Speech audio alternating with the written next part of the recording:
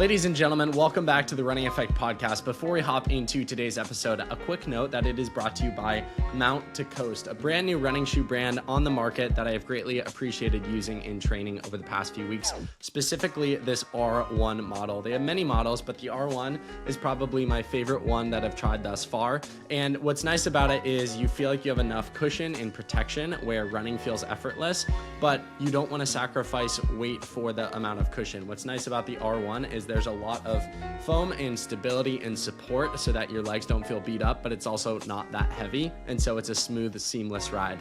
Specifically, if you're looking this fall for a new training shoe for cross country or marathons or ultra marathons, if you want to try out the R1 or a different model of Mount to Coast shoes, you guys can use the code THERUNNINGEFFECT for 10% off. And their website is very easy to remember. It is simply mounttocoast.com. I hope you guys enjoyed today's conversation of the podcast. I would say the biggest thing is just be patient. I think if you're able just to put all your focus on having consistent training and just staying consistent, a lot of times I feel like things take time and it can seem like it's not going the way you want it, but if you just stay consistent, a lot of times that's the biggest thing that will end up helping you in the end.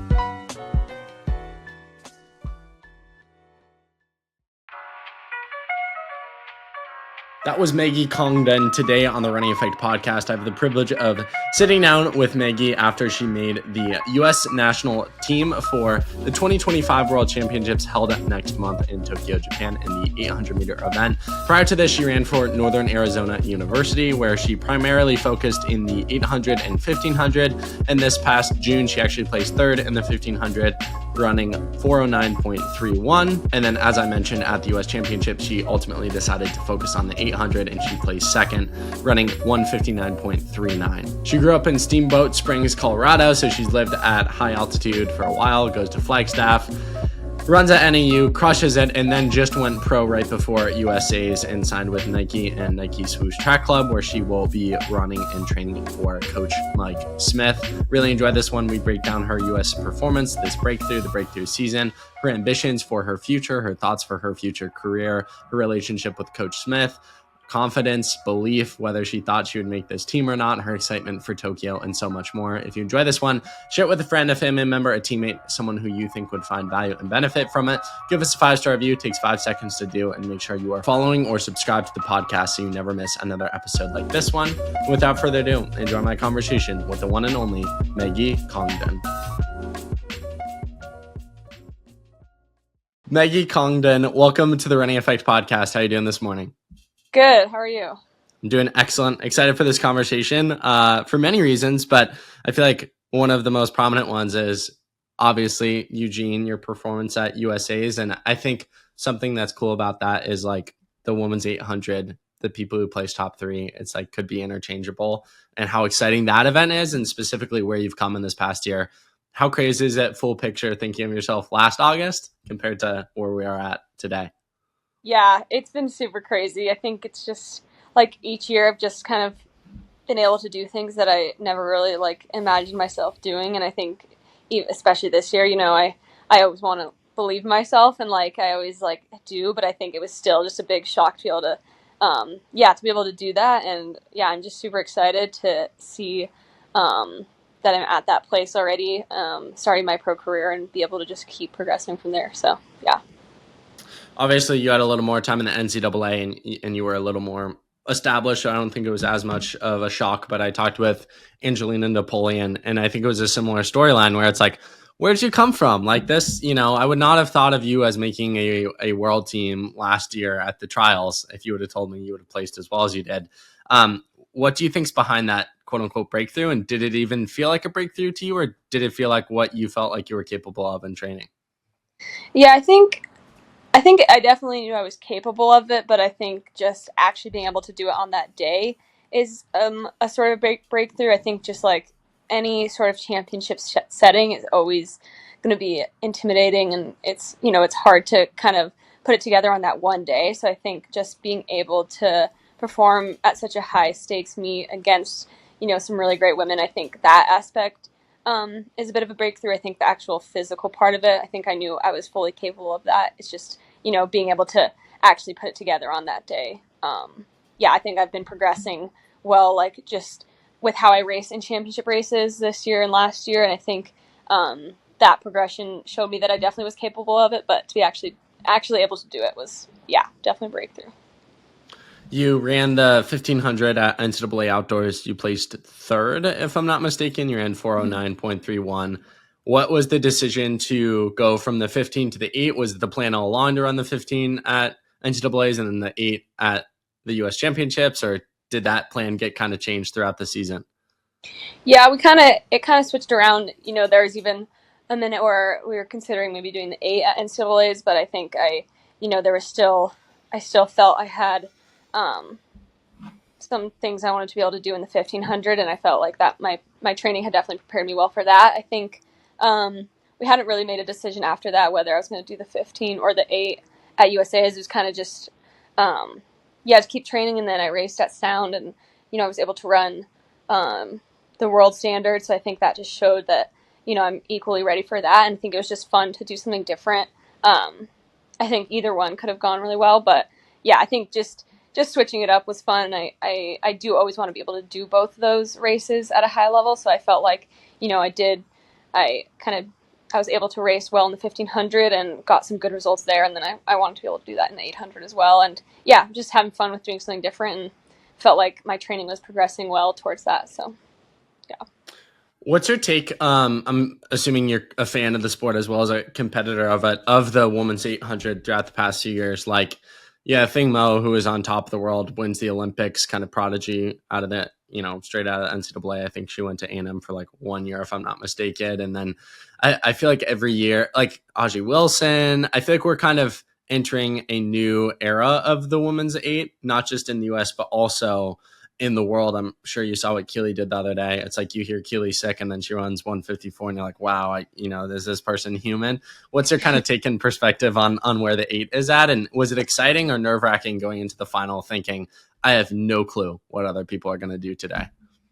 Yeah, I think it made it really exciting. I think going into that race, because it was just such a competitive field, it was so wide open, which I think was also something that played into me wanting to do that race. I just felt like I had just as good of a chance in that as anybody else, just with it being kind of such a wide open year with everybody running pretty similar times, like within the US. And I think it's been super exciting to watch, just the 800 progress as with all the other events progress over the years. And I think it's cool how, it kind of changes like which events are more deep, like each year. Like last year, I felt like the 1500 was super deep, like, which it still is. But I think, now it feels like the 800 is equally as deep as the 1500 was last year. So I think that's exciting because I always want to be able to be, in a deep field and perform well. Like, I think that's just always really exciting when you can perform well in a field that is so competitive.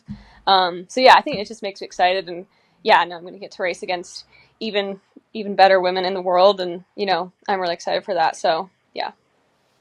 How cool is it to make your first world team straight out of college? A lot of people place when they go into their pro career, they think if I make a national team, like I'm set. I can always tell my kids or my family or my friends, like this is what the training was all for. How excited are you to kind of do it on the first go? And how do you feel like that sets you up for success or just resets expectations for the rest of your career?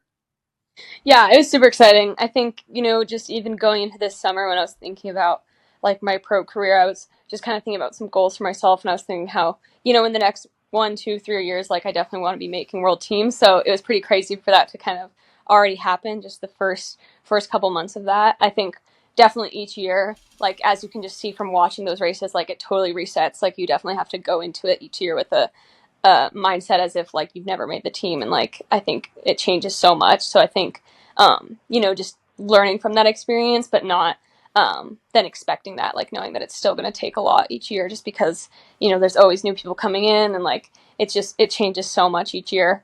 But yeah, I think I'm just so grateful to be able to have those experiences right from the gun, because I think that's what sets you apart, when you have good experience in championship racing.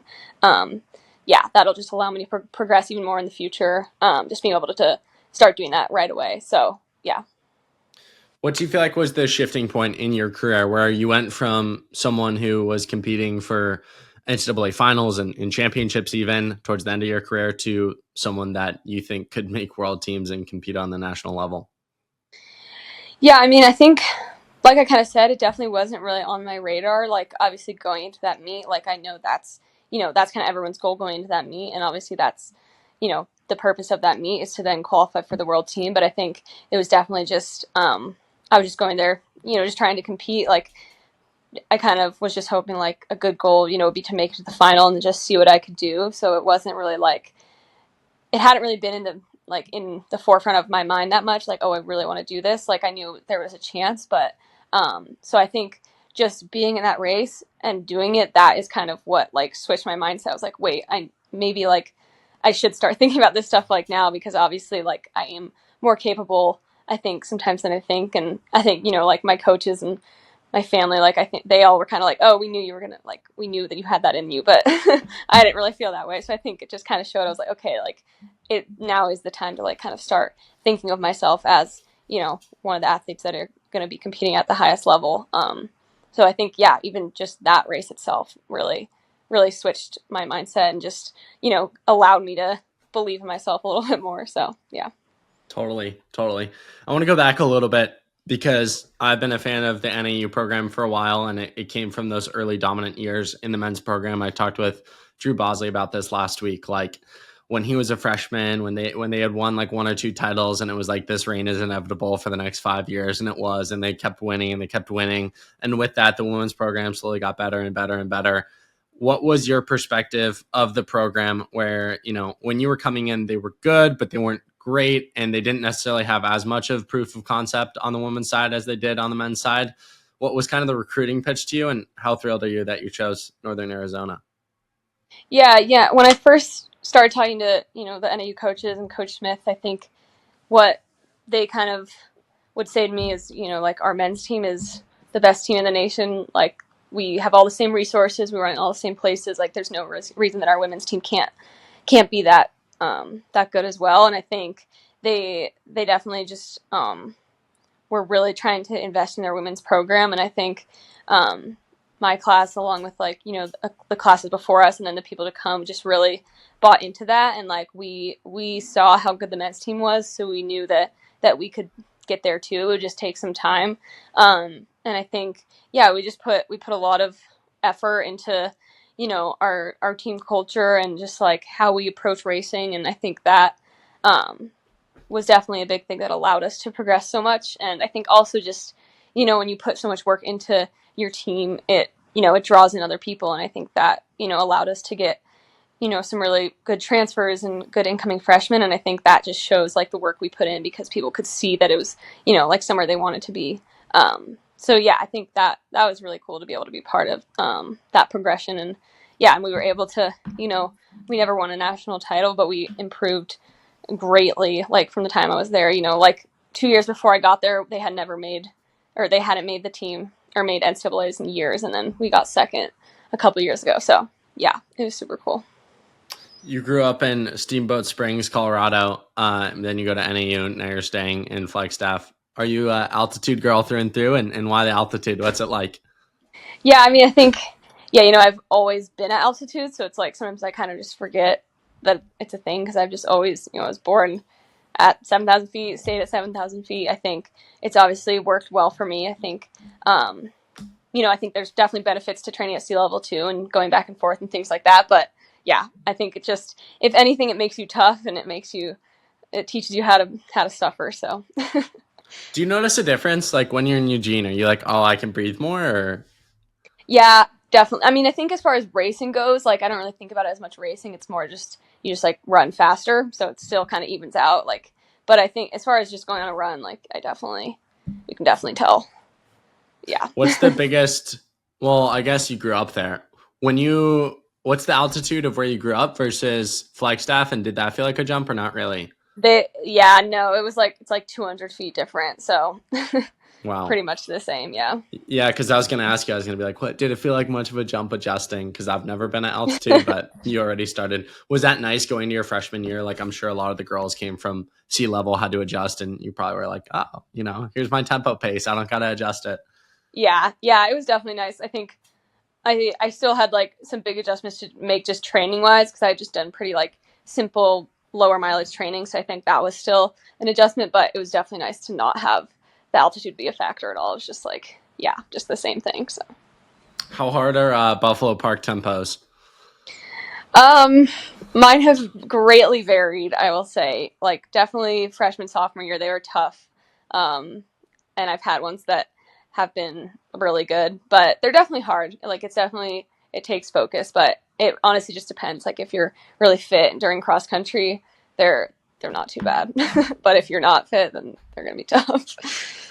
Last cross country season, were you aware that a lot of that buildup was to ultimately try and make the world team, or was it more like we're going to take it one season at a time? And how did you and Coach Smith try to structure that around whatever goals you may have had? Yeah, definitely very much just one season at a time. I think that's kind of what we've always done. Like when we're in cross country, especially because we are such a big cross country school. Like that is the number one focus. And I honestly like during cross country seasons, I would not really think about track at all. We would just try to really focus on that. And obviously very different training than training for an 800. So yeah, we would just put that as our main focus, and then just kind of go each season by season. Like I said, like even towards the end of outdoor, it was just like, okay, like let's just keep racing, like see what happens. But I wouldn't say it was really like planned out. It was just kind of taking it day by day, and just hoping to keep progressing. Do you think that you'll miss cross country season, or are you kind of glad that ship has sailed? I think I will miss it. I think there's definitely parts that I won't miss. Like it was definitely just always harder for me, like just on the aerobic side. Like it definitely took a lot for me to kind of get into that sort of fitness. But yeah, I'll definitely miss, like the team and like getting to race with the team and traveling and things like that. I know I'll miss that side of things for sure. But as far as the actual racing and training stuff, I've always liked track more. But there's definitely, I'll definitely miss it. Is it nice to still be in Flagstaff? Take me behind that decision. You're kind of, I know, you're not on the team. You probably won't be going to practices all that much, but there's still a sense of community. And I talked to Drew about this. I was like, at least on the men's side of the swoosh team, like going back 4 years, like if you were doing like a cross country draft, you would draft all those guys like Ethan Parker. So it does kind of embody somewhat of a cross country culture. Take me behind that. Yeah, I've definitely, I mean, I ran with the NAU team this morning. So yeah, I'll definitely try to keep running with them when I can, especially just, this year of like not having very many women, like just me and Rachel and with Coach Smith. So that'll be, a bit of a process just getting more people. So I think especially within this year, I'll definitely take advantage of, running with those girls and just trying to overlap with them when I can. Especially because, they're all just like my closest friends too. So yeah. Super exciting. What are you most excited for as a professional runner?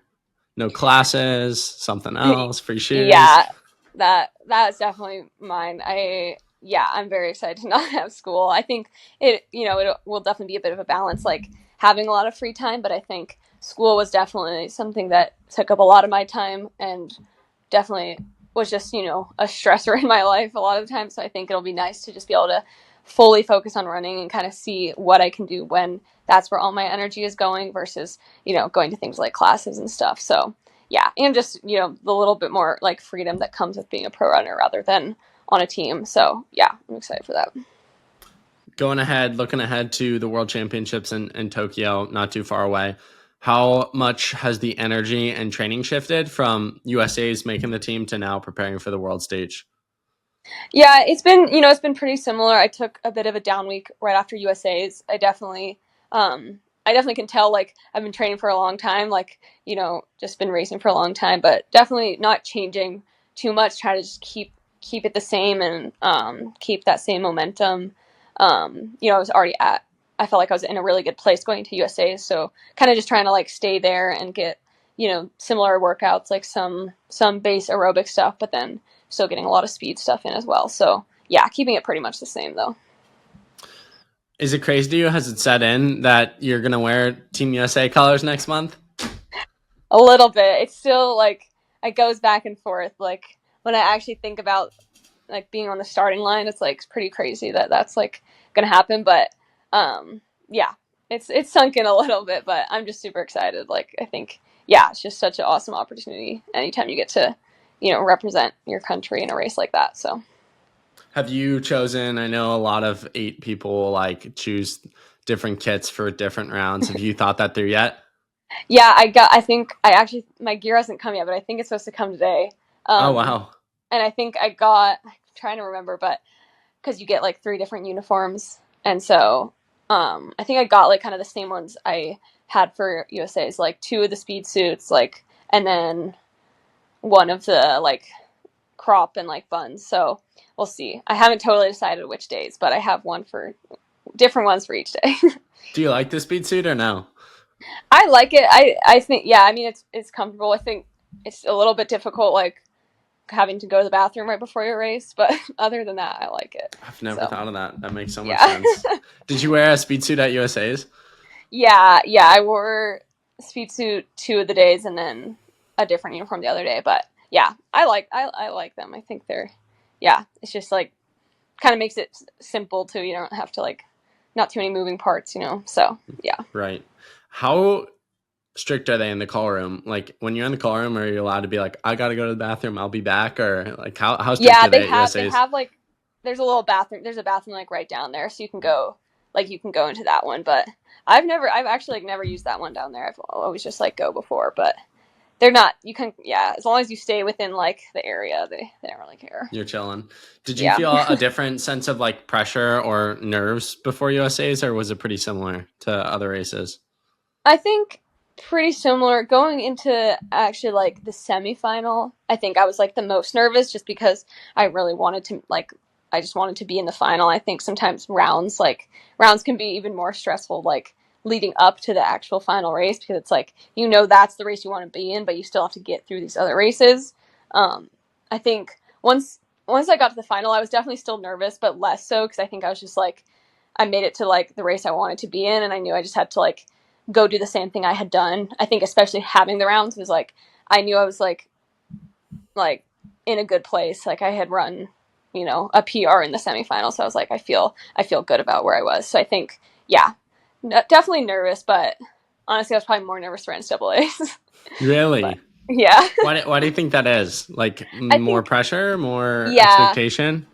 Yeah, I think like I said, like I really didn't have any expectations for USA's. It was just like like I wasn't really putting that pressure on myself to like make the team. I was just like there to compete, and like I just I had just graduated, so it was just like so new to me still. But I think NCAA's I was like I was the last one, and like I knew what I wanted, and I had like very specific goals. So I think I was just definitely more nervous for that, just having just putting more expectation on myself. But yeah. What's your opinion on how competitive NCAA's has gotten and how sometimes it is more, I wouldn't say more competitive than USA's, but like competitive in a different sort of way, even like Ethan, I talked to Mm-hmm. Ethan recently about this, like doesn't win NCAA's and then looks like he's going to win USA's. Like it's crazy. Yeah, it is definitely crazy. I think that's honestly one of the reasons that like there were like a decent amount of college kids that were able to make USA's. I think we had like just like such a competitive NCAA's that it was like it prepared us so well for USA's because it was pretty a very similar level of competition. I think obviously like with NCAA's you just have I think so many like international students and so many, it's just like such a wide mix of people. So I think that just makes it really competitive. But I think it's great. Like I think it does really it does prepare you so much better like for USA's and stuff like that when just a couple months earlier you're racing in a very similar type of field. So yeah. Can you talk about your relationship with Coach Smith, how it's grown over the years and ultimately deciding to stick with him with your pro career? Yeah, I think I've loved being coached by him. The past obviously I was with him for 5 years, and I think definitely just over that whole time we were just able to. I think more than anything, it's like he just understands kind of what I need, and like I think that is like such an important thing for a coach. It's like I don't always have to like communicate exactly like what I'm feeling, and he just like kind of knows, like, just, you know, from like how I'm running or like what, yeah, like things like that. I think that's just like such a helpful thing to have. I think also it's just like the trust you have when you've been with someone for that long. Like, I think it's like I trust him to know what's best for me, and he also trusts me to know what's best for me. Like, it's just like, you know, if there's something I like need, I can just like tell him, and he's not gonna like question that at all or like doubt that. Like, he knows that like I have my best interest in mind, and like I also know he has my best interest in mind. So I think, yeah, I think that's just been like also just made the transition to being a pro like so seamless, because same, you know, same coach, same training, and it's like I don't have to develop a new relationship with my coach. Like, I already have that, and I think that is just so helpful when it comes to everything, like especially, you know, especially in a race environment. Like, he knows exactly what to say to me before a race that's going to help me, and like yeah, so just things like that. And I think also from a training standpoint, like obviously he's helped me develop into like a really high level athlete, and I think yeah, like I wouldn't want to change that. You know, it's worked so well, so yeah. What were those moments like with him after races? Does he get excited? Is he pretty cool, calm, collected? Like, what was his take at USA's? Yeah, he gets too excited for sure. He was it was kind of a while before I saw him, because you know, you do like the victory lap and stuff like that, so it was kind of like a while before I like came out of the underneath the stadium and I saw him walking, and like, yeah, he gets really excited. He was honestly, I think we were both just a little bit like shocked. He was like, what, like, how did you, like, what are you even doing, like, what's going on?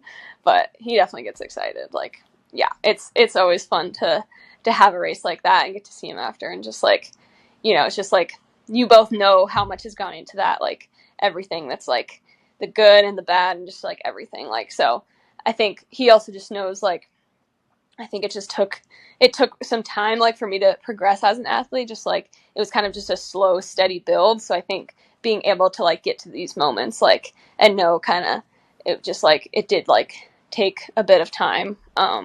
Yeah, it's super exciting. Were you surprised you made the team, or were you confident all along you could make it? I was definitely surprised. Yeah.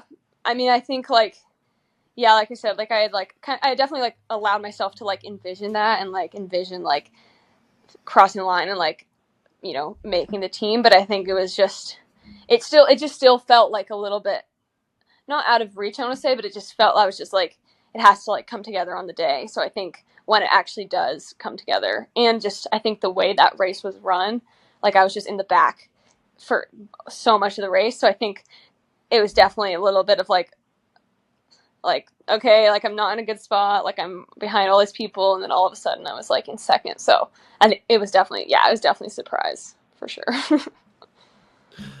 For you, imagine going into a race like that. If you're not like super confident that you can make the race, you might think, okay, this is my final race of the year. There's a chance I make the world champs, but it's probably my final race, and then I'll take my 2 weeks, and then I'll get back into training. Was that a mental adjustment, thinking after the race, like, oh, we're not done? Like, we literally still have a month left. Yeah, a little bit. I think I even was saying to some of my teammates, I was like, if I made the team, I know I'm gonna be like excited to keep training. But if I don't, I'm like ready for a break. So I think it was like, even though like I had been training for such a long time, like as soon as I knew I made the team, it was like that was just so exciting that I was like excited to get to keep training, you know. So I think it was like, yeah, like that's worth it for sure. So Totally. Goals for Tokyo. What's on your heart? What's on your mind? And how does that relate to larger legacy that you want to have as a professional runner? yeah, I think definitely, you know, I do think like what has worked for me is not not putting pressure on myself to do any certain thing, and more just like focusing on what we always try to do at NAU is like just focus on what you're going to do in the race, like not what's going to happen, and like just really like picturing those moments, like, you know, like in a big stadium with racing really, really competitive women, and just like preparing myself for that so that I can really like execute in those moments, I think, it would be like amazing to get to run in a world final. Like that would be super awesome.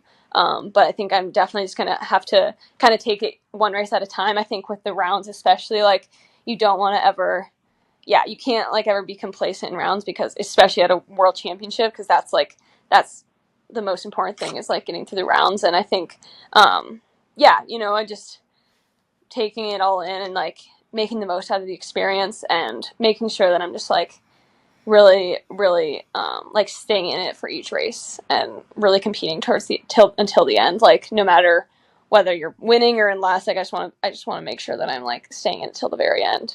I would say like I don't want to set any like specific outcome goals, because I more just want to like make the most of it as I can, like being on my first world team.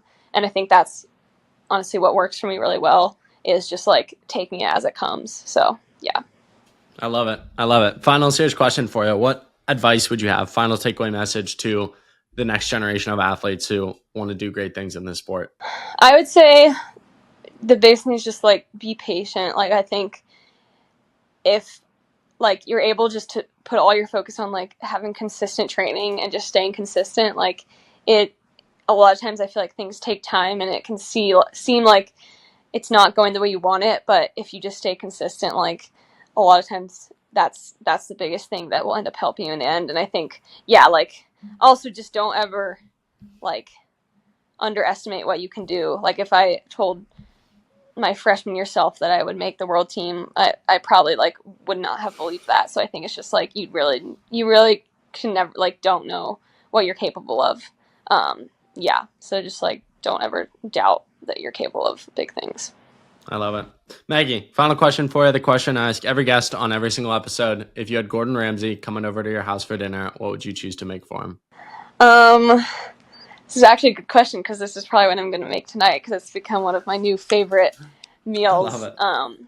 It's pretty simple, but it's from this cookbook that my roommates got me, and it's homemade pasta, which sounds complicated, but it's pretty straightforward. You just like roll out these little pieces of pasta that you make, and then the sauce is like you just put tomatoes, garlic, olives, anchovies, which like sounds weird, but it's actually really good. And you just like bake it in the oven and you mash it all up, and that like makes the sauce, and that's it. And it's really good. But it's like something really it like flavor when bomb. I saw it, I was like, that seems weird, but now I've made it like 4 times in the past like a couple weeks. So how hard is homemade pasta to make? Is it pretty simple if you have the gear? I don't even have, you can make it, like I've just been making it, like you just make the dough. It's just like eggs and flour, and then I just like roll it out with a rolling pin and then cut it. It's like not perfect, but it still works, and I think it's good, and it doesn't take that long. But cool. Yeah, because I've always wanted to, because it sounds so baller to be like, I homemade pasta. It's honestly, it's much easier than you think. Yeah. That's good to know. Maggie, thank you so much for the conversation. Thank you for the wisdom, the insights, and best of luck and congratulations on making the World Championship. So cool, and I'll be cheering you on from afar. Thank you. Thank you so much for having me.